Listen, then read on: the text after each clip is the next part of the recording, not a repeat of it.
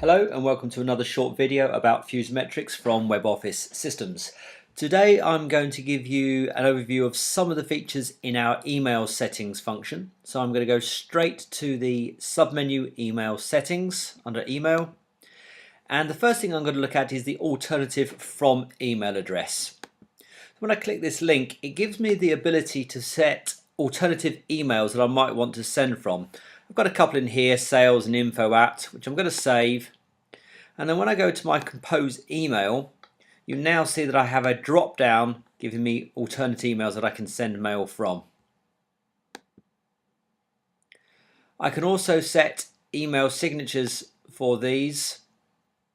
Here, there is another video on our YouTube channel on how to set email signatures. Another feature that some people will have depending on their access rights is the ability to set a default email signature for all users across the system. Now it does use the HR system and records within FuseMetrix to set your name and contact details, etc. But when you set up a template using these merge fields and select this button, it will set everybody's signature to an identical format. This is particularly useful if you have a corporate standard or if you have a banner image that you want to promote using everybody's outbound email. The next feature I'm going to go into is the out of office email. If I click this link and select this send out of office email checkbox, I now have the ability to set a subject and the content of the email that will be sent when my out of office is set. I can choose to send that to internal users or not by this checkbox here. And when I click save, that will send an out of office email to anyone that sends me an email. One of the nice features we have is when you go into your inbox, as a reminder from when you get back, you have this out of office notification, and if you click on it, it will take you straight to the out of office email settings where you can unselect it and save. I'm going to cover the next 4 items in a different video because they do take some time. But I'm now going to go on to the spell checking functionality within FuseMetrix email.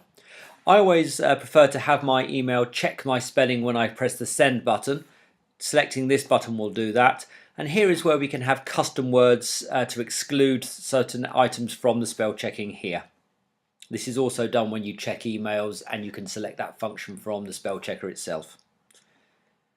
I can also decide whether I want my emails to be default in a text format or an HTML format here, and whether I want to have the blind copy field when I compose emails.